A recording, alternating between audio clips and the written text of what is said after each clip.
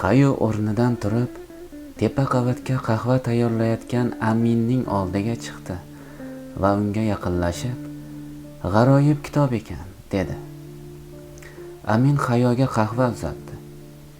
"Necha qoshiq shakar solingan qahvani yoqtirishingni bilmadim. Shuning uchun faqat bir qoshiq soldim." Hayo finjonni olib, undan chiqayotgan iforni hidladi. Isi ajoyib ekan. Amin kursiga o'tirib, ko'zoynagini taqdi. Sovumasdan ichib oldi.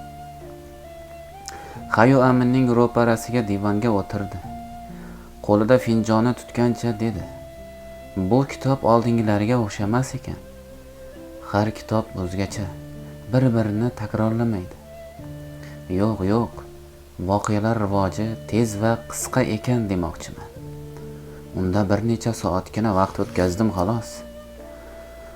Muddatiga emas, olinadigan foydasiga e'tibor qaradi. Bu kitobdagi voqealardan qanday foyda olishim mumkin? Boshingdan nimalar o'tkazganingni men qayerdan bilay? Uni o'qib ko'rmaganmisiz? O'qiganman. Lekin bu kitoblar har bir o'quvchi uchun bir mazmun va turli ko'nikmalar taqdim etadi. Ayni shu kitobni o'qiganingizda sizda qanday taassurotlar qolgan edi? Amin qahvadan qo'plab ko'rsatkich barmog'i bilan ishora qildi. Bular haqida gaplashmasligimiz kerak. Hayo taajjublanib so'radi. Nega? Nima zarari bor? Buni buzib bo'lmaydigan qoida deb bil. Bu kitoblardan orttirgan tajribalaringni boshqa odam bilan muhokama qilma. Buning sababini baribir tushunmadim. Menga ishon. Xo'p, yaxshi. Endi qaysi kitobni o'qiyman? Amin qahvadan yana simirgancha javob berdi. Hayo, meni yaxshilab tingla. Sendan mutolaaga uyg'ongan kuchli qiziqishdan xursandman. Lekin ish chegaradan chiqishni boshladi. Hayo hayron bo'lib so'radi. Nima demoqchisiz? Amin qo'lidagi finjonni yonidagi tumbaga qo'ydi. Bu qiziqish shaxsiy hayotingga ta'sir o'tkazishni boshladi, demoqchiman. Bu kitoblarning orasida yashar ekanman, shaxsiy hayotimning menga qizig'i yo'q. Bu kitoblar orqali voqealikdan shu shaklda qochishga urinar ekansan, ulardan foyda ololmaysan. O'zingiz kitoblar boshqa olam demaganmidingiz? Deganman. Lekin ularni haqiqiy hayotimizni o'rindoshi deb aytmaganman. Atrofingdagi odamlarning ham senda haqqi bor. Sababini qancha tushuntirishga harakat qilsang ham, sendagi o'zgarish ularga aslo yoqmaydi. Shuning uchun yolg'iz yashaysizmi? Amin tabassum bilan javob qaytardi. E'tiboringni faqat o'z hayotingga qarat. Hayo qo'lidagi finjonni oldiga qo'ydi. Unda nima qilishimni xohlaysiz? Mutolaa qilish o'zing va atrofingdagilar, xususan senga g'amxo'rlik qiladigan odamlar hayotini kirlatmasligi uchun uying va oilangga taalluqli ishlarni tartibga solishingni istayman. Hayotimga hech kimning aralashishga haqqi yo'q. Mustaqil bo'lganingdan keyin istaganingni qilishing mumkin. Lekin hozir vaziyat boshqacha. Hali hayoting to'liq o'z qo'lingda emas. Endi o'qigani boshqa kitob bermayman, demoqchimisiz? Unday demadim. Lekin boshlashingga hech bo'lmaganda ma'lum miqdor bilan cheklanamiz, demoqchiman. Qanday? Har bir o'qiydigan kitobni bajarishing kerak bo'lgan bir vazifaga bog'lab qo'yaman. Nimani nazarda tutayotganingizni hali ham tushunmadim. Yaqinda soqchilar bilan uyimni bosgan xonim bilan o'rtangizda kelishmovchilikka baham bersang, o'qishing uchun bitta kitob beraman. Halimani aytyapsizmi? Ha. Qilgan ishi uchun uni jazolashimni xohlaysizmi? Amin taajjublanib dedi. Jazolash? U seni yaxshi ko'rganidan shunday qildi. Sen bo'lsa uni jazolashni istaysan. Qaysi aql bilan bunday qilmoqchisan? Unda nima qilishimni istaysiz? Amin xo'rsinib javob qaytardi. Ahvoling yaxshiligini bilsin. Uning ko'nglini xotirjam qilishingni xohlayman. Hayo o'rnidan turib, chiqish eshigi tomon yurdi. Xo'p, yaxshi, aytganingizdek qilaman. Amin sokin ovozda Hayoning ortidan chaqirdi. Hayo. Eshikdan chiqayotgan Hayo Aminga o'girildi. Labbay. Amin tabassum bilan so'radi. Kitob qanday ekan? Hayo ham jilmaydi. Boya aytganimdek o'zgacha ekan. Hayo Aminning uyidan chiqib, qasr sari yo'l oldi. Uyga yetib borgach, darvozasidan o'tib, qasrning o'rtasiga yetganida xavotir bilan uni kutib turgan Halimaga duch keldi.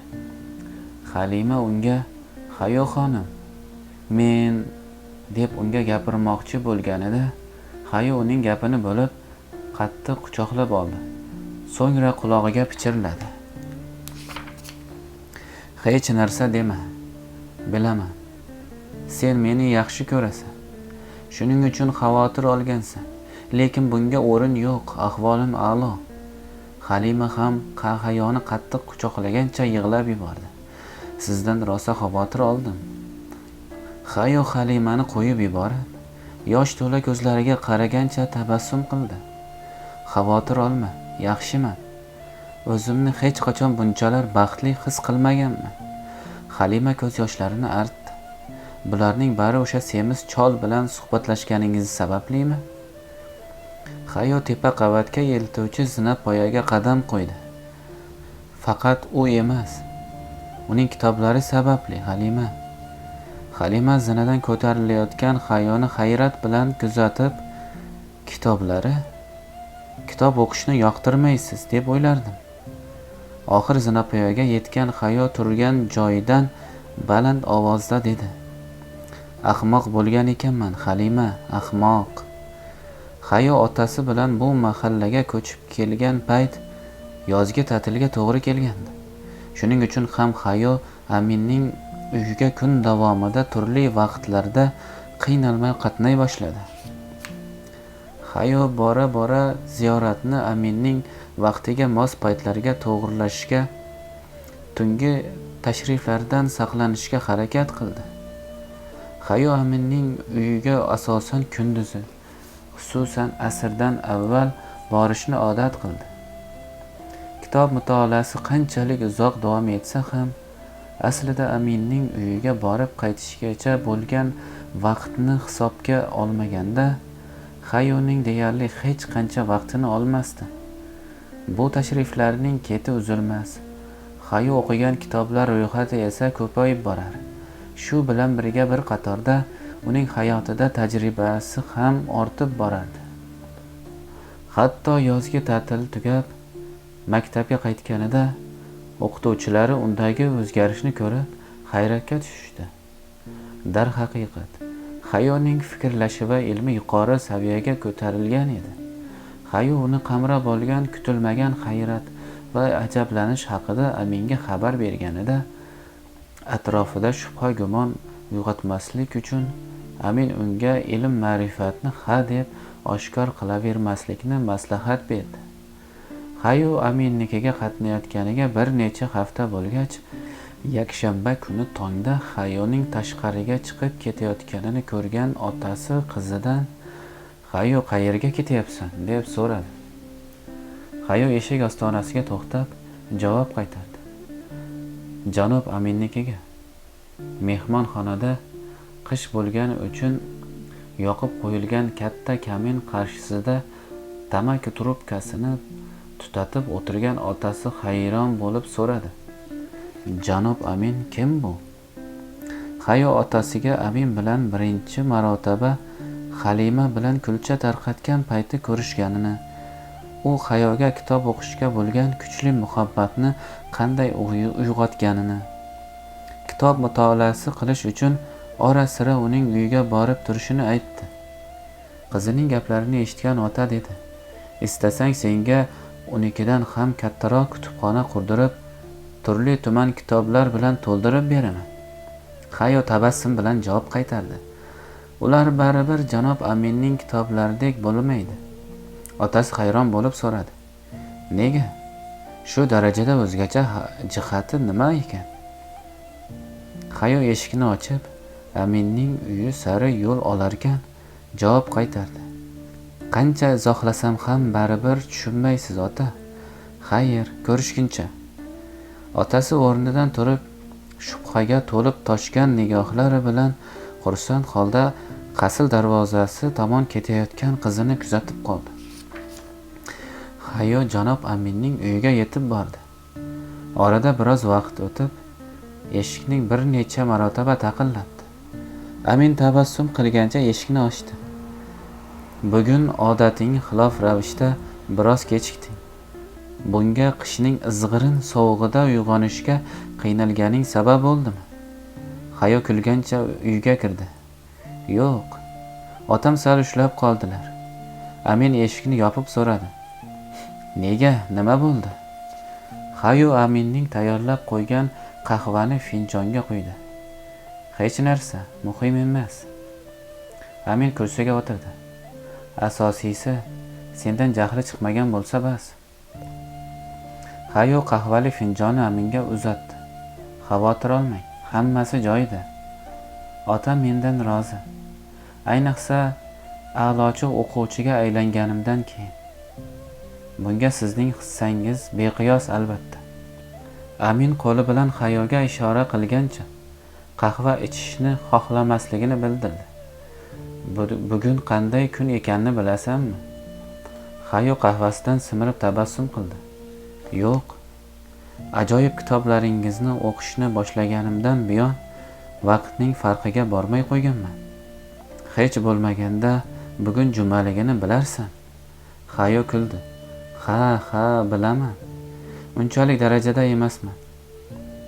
Amin rangli lenta bilan bejirim shaklda o'ralgan kitobni cho'ntagidan chiqardi.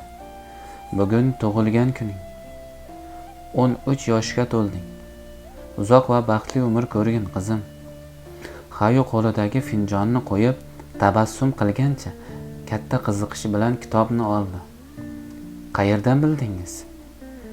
Bugun tug'ilgan kunligimni yodimda ham yo'q. Amin jilmaydi. Halima aytdi. Hayo qiziqish bilan kitob lentasini yechdi. Bu kitobni tug'ilgan kunimda berganingizga qaraganda o'zgacha bo'lsa kerak. Amin o'tirgan joyida qaddini rostlab, Hayoning qiziqishiga sherik bo'ldi.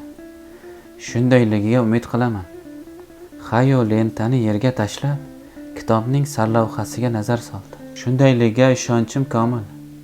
Apelsinning muattar ifori. Juda qiziq kitobga o'xshaydi. Undan bahra olasan degan umiddaman. Hayo kursiga o'tirgan Aminning yonida turib, xursandchilik bilan minnatdorchilik bildirdi. Rahmat. Hayotimdagi saodat manbai bo'lganingiz uchun. Amin ko'zlarini yumgancha Hayoning yelkasiga ohista urib qo'ydi. Vujudi shavqqa to'lib toshgan Hayo yerto'la tomon shoshildi. Lekin Amin qayerga deb to'xtatib qoldi. Hayo yurishdan to'xtadi. Yerto'laga albatta. Amin tabassum qildi. Yo'q, bu kitob sening shaxsiy mulking. Uni istagan joyingda o'qishing mumkin. Xursandchilikdan ko'zlari katta-katta bo'lib ketgan Hayo dedi. Rostdanmi? Bu kitob chindan ham menikimi? Amin jilmaydi. Sovg'a degani shunday bo'ladi-da. Hayo o'y surgancha turib qoldi. Uni shaxsiy xonamda o'qiyman. Muhimi, o'qib bo'lganingdan keyin yaxshilab bekitib qo'y. Hayo Aminning uyidan shoshilgancha chiqdi. Xavotir olmang. Uni ko'z qorachig'imda asrayman. Hayo uyiga shoshilar, saodatdan oyoqlari yerdan uzilay derdi. Hayo qasrga kirib, tepa qavatga shoshilib chiqayotganida mehmonxonada o'tirgan otasining ovozi eshitildi. Hayo, meni kutib tur. Hayo to'xtab turgan joyida javob qaytardi. Labbay otajon, bu yerga kel. Sen bilan gaplashmoqchiman. Hayo qo'lidagi kitobni ushlagancha otasi tomon og'ir qadam tashlay boshladi. Hayo bir necha soniya ichida katta charm divonga oyog'ini chalishtirib, trubkasini tutib turgan otasining qarshisiga kelib to'xtadi. Otaning nigohi Hayoning qo'lidagi kitobga tushdi. Qo'lingdagi nima? Hayo kitobga qarab tabassum qildi. Janob Aminning sovg'asi. Otasi qo'lini cho'zib, qani menga berchi, bir ko'ray dedi. Hayo kitobni bag'riga bosgan holda rad etdi. Yo'q. Otasi Hayoning o'zini tutishidan hayron bo'ldi. Senga nima bo'ldi? Nega kitobni ko'rishimni to'sqinlik qilyapsan? Hayo biroz asabiylashgancha kalovlandi.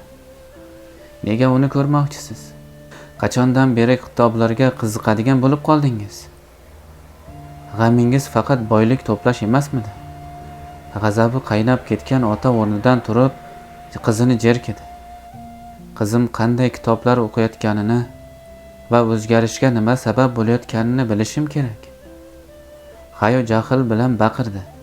Nima demoqchisiz? Fursat bo'lishi bilan seni o'sha cholning oldiga borishga undayotgan kitoblarning mazmunidan xabardor bo'lishim kerak demoqchiman. Hayo kitobni yanada mahkam ushlab, uni qattiqroq bag'riga bosdi. Hech qachon ko'rmaysiz. Otasi xotirjamlanib jiddiy ohangda dedi. Istasang ham, istamasang ham uni sendan olaman. Otasi qizning oldiga kelib, kitobga qo'lini cho'zdi. Lekin Hayo otasidan avval kitobni shartta ochdi. Kitobdan ko'zini qamashtiradigan darajada yorqin shu'la chiqib, Hayoni qamrab oldi.